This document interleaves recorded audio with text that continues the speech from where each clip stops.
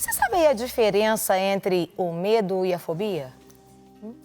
Sabia aí que, apesar de parecerem iguais, eles possuem diferenças que devem ser levadas em consideração, gente, né? É sobre isso que a gente vai bater um papo com o psiquiatra, doutor Lucas Farnese. Muito bom dia, doutor Lucas. Seja muito bem-vindo. Bom dia, muito obrigado. Que bom tê-lo aqui conosco. Muito obrigado pelo convite. Vai ser um bate-papo legal. Vai a gente ser, elucidar essa com certeza. E você pode, que deve participar, ó, 31984029756.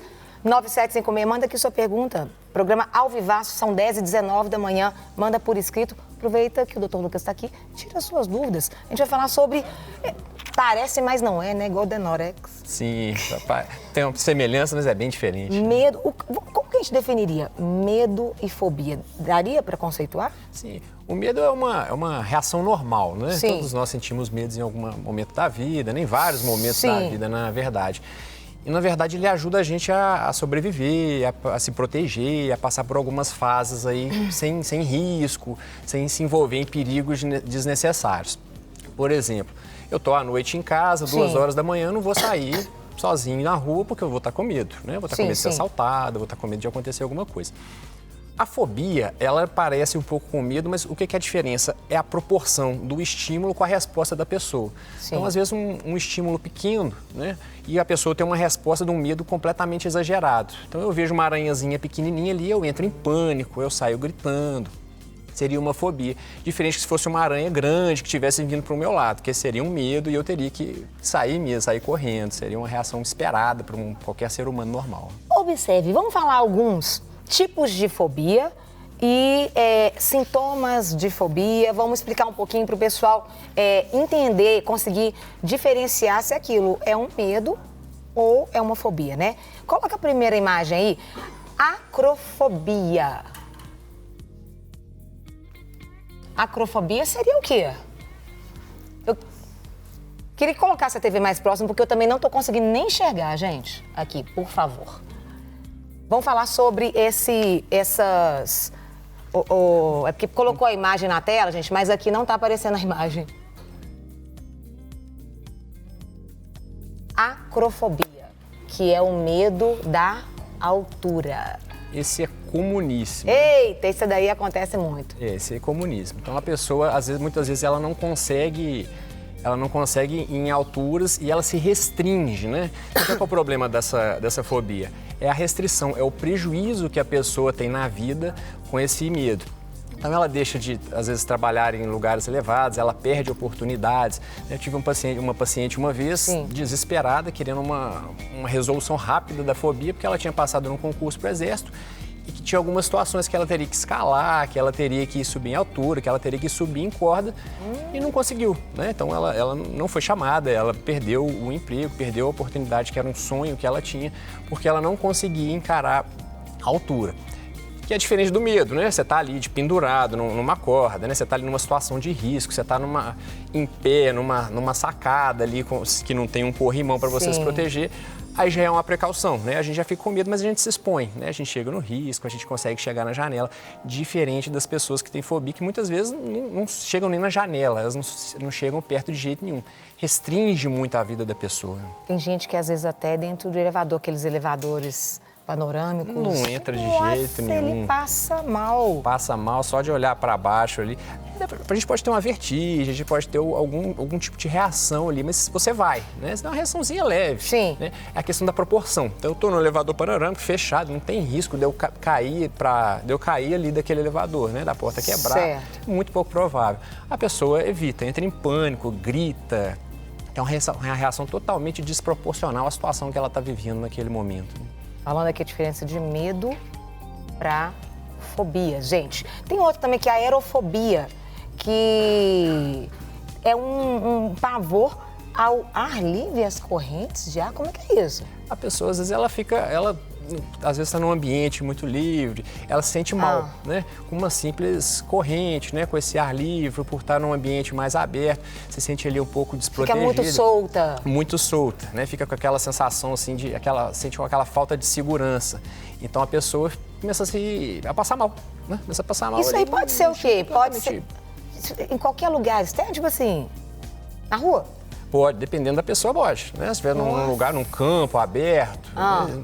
Não tem um estímulo aversivo, né? Não tem uma questão para ela ter um medo ali.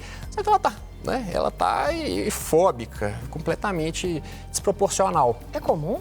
Não é tão comum, esse não, Nossa, esse Deus, não é tão comum. Isso aí aprisiona muito, né, a pessoa, porque ela não consegue ir e vir, né? Sim, ela se restringe muito, ela fica muito dependente das pessoas, né? Ela precisa ir com alguém para. Ao mesmo tempo que tem a aerofobia, tem a claustrofobia. Que é do lugar fechado, né? Porque a pessoa não ela sente ali enclausurada que vai acontecer alguma coisa. Falta de ar. Falta de ar. Ela fica, abre a janela. Tem gente que a gente tem que consultar, a porta estiver fechada, ela não fica, né? Mas se ela estiver levemente aberta, né? Um dedinho aberto, a pessoa já fica tranquila. Por isso que às vezes, relaxa. muitas vezes, dentro de avião, tem muita gente que tem a claustrofobia. Tem gente que não consegue andar de avião e isso é uma demanda que chega muito pra gente. Porque uma questão interessante é que apesar da fobia ser tão comum, as pessoas não procuram a gente para resolver essa situação. Por quê? Porque elas usam um mecanismo que a gente chama de evitação. Né? Eu tenho ali um medo do elevador, então eu evito. Vou de escada. Eu tenho que subir 35 andares, eu subo pela escada e tranquilo. Elas só vão quando não tem jeito de evitar. Quando não tem jeito. Aí tem um filho morando na Europa, um filho muda para os Estados Unidos que tem que ir no avião de qualquer jeito. Aí ela procura a gente com essa demanda. Hematofobia. Essa é muito comum, principalmente em crianças, né? Criança que é o medo de sangue, não só de sangue, injeção, de ferimentos. Então a pessoa, ela tem um sangue, tem um cortezinho, tem alguém ali que está com sangramento, a pessoa entra em desespero. Olha. E dá um trabalho principalmente para colher o sangue, né? Às vezes a pessoa precisa fazer um exame. O desmaiar? Desmaiar rola, ali, a pessoa... rola é ótimo, né? Entra dentro dessa questão? Entra. E isso chega pra gente também, às vezes, no consultório. Pessoal, nossa, eu tive que fazer um exame, eu dei um piripaque, eu passei vergonha. Eu dei um vexame, dei um escândalo no negócio. Sim, e eles chegam lá querendo alguma solução, né? Me dá um remédio ali pra eu tomar na hora do exame, pra eu ficar mais tranquilo. Eu falei, não, beleza, mas a gente tem que tratar isso daí também. Aí eles essas situações que são mais constrangedoras, que não dá pra escapar, né? Como é que você tira o sangue sem não tem outra forma, né? Sim. Então aí eles buscam ajuda. Essas eles buscam um pouquinho mais do que as outras situações. Tem também a nictofobia. Olha, gente, que é uma coisa que você não sabe. O que é isso? É uma coisa que menina, então, tem... Tem o medo da noite, né? O medo dessa situação. Né? Do escuro. Isso, do escuro e principalmente da noite, sair em lugares escuros. Que é o diferente, então, pra gente ver também do medo da fobia. Eu vou sair num escuro, né? Tem um perigo real, ok, eu fico com medo. Não tem um perigo real, eu tô com medo escuro ali à noite, em casa, porque eu tô sozinho, não fica escuro, tem que dormir de luz acesa. Já restringe. Né? Ali em casa a gente consegue manejar, mas e se for dormir na casa de uma outra pessoa?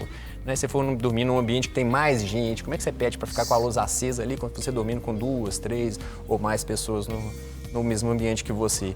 Aí o mecanismo de evitação já começa a falhar, né? Já começa a falhar e a pessoa já começa a entrar em conflito, já começa a gerar uma angústia maior.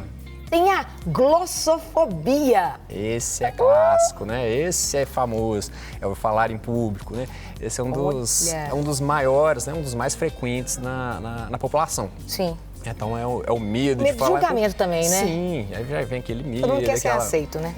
Então a pessoa não fala porque medo de que vai falar dela. E nessas situações, às vezes, ela percebe um nervosismo nela mais comum do que as outras pessoas estão percebendo. Entendi. As pessoas ali não estão percebendo ela tão nervosa, mas ela tem aquela sensação interna daquele nervosismo.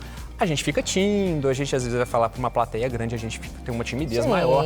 Agora, a ponto de você não conseguir, né? A ponto de você não conseguir apresentar um trabalho de faculdade, a ponto de você não conseguir apresentar um trabalho na escola, aí já restringe, né? Já prejudica a funcionalidade da pessoa, ela já começa a perder oportunidades por isso. Aí já demanda um tratamento. Até é interessante, né? A gente falou aqui dos tipos de fobia. A gente pegou fobias comuns do dia a dia, né, gente? Coisas que a gente faz, às vezes você não sabia que poderia ser a fobia. Então, nós vamos falar dos sintomas. Ansiedade é um dos sintomas. Dificuldade para respirar. Fala um pouquinho sobre esses sintomas. Sim. O que é o sintoma o que é a questão da fobia? Eu tenho um estímulo pequeno e meu corpo reage enormemente, às vezes até com um ataque de pânico. Uma pessoa começa a ter aquela questão da sudorese, ela começa, o coração dispara, ela começa a ficar trêmula, ela tem aquela sensação de que vai desmaiar, então, e ela não vai, ou ela vai, mas com um sofrimento horrível, né? Usando todos os mecanismos que ela tem para suportar o estresse. Então ela vai pode até submeter àquela situação, mas ela sai assim, extenuada, ela sai acabada. Gastada, né? Sim, e ela não... Sugada, né? Sim, e ela não consegue, né? Então eu vejo um bichinho ali, sai correndo, gritando, né? As aranhas desse tamanhozinho não tem o potencial de fazer nada. Então eu saio correndo, né? Eu não venho, não fico no mesmo ambiente, né? Pode ter aranha ali, pode ter, eu não vou.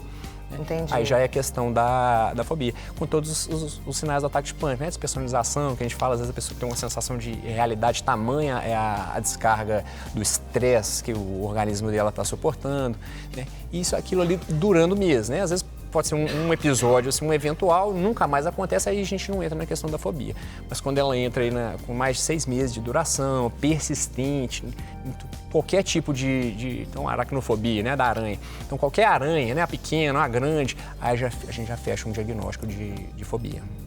Doutor, você vai ter que voltar aqui mais.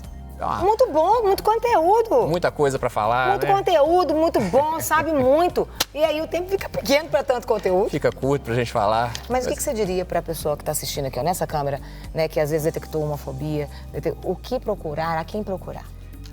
Muitas vezes é um trabalho conjunto, né? Então, às vezes, quando a pessoa está muito sintomática, demanda uma medicação para a gente reduzir aqueles sintomas. Por quê? Porque uma parte do tratamento muitas vezes passa pela exposição. A gente vai expondo a pessoa aquele estímulo gradualmente, porque no cérebro dela está registrado que o estímulo é aversivo. Então, o avião, ele é um estímulo aversivo, eu não posso entrar nele de jeito nenhum.